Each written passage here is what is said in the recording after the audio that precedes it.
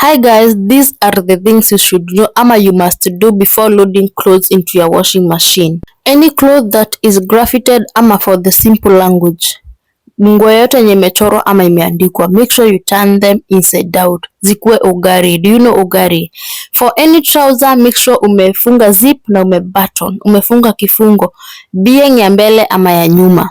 Turn your trousers inside out kama utaki zifade. Khaki, denim, the normal material, turn them inside out. Hizi ni hack tu nawapea tu bure, na nikuambia you subscribe to my YouTube channel Grace Njuguna Official you don't want to subscribe. Hebu msubscribe before nikasirike. Just kidding, but make sure umesubscribe haki. Any jacket yenye iko na zip, make sure umefunga the zip. Munanisikia? Mumeshika hadi hapo? Kama hushiki, save this video for future use. Ama if you don't have a washing machine right now, you can just save the video for future use.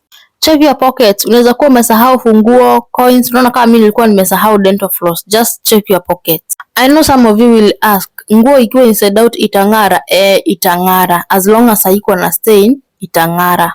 This goes mostly to the sweatpants. Kama iko na hiyo kamba, make sure umeifunga because I told you the spin is very strong. Na kama nguo yako iko na stain, just soak them using any kind of bleach. Siku hizi kuna hadi bleach za nguo colored. Because kuambia tu kweli, washing machine haitoangi stain. Naona zangu nimesoak, hizi ni zile za white, nimezisoak like overnight or some hours depending on how stained they are. Just look for any stain remover that will suit you. If you find this video helpful, please click the share button.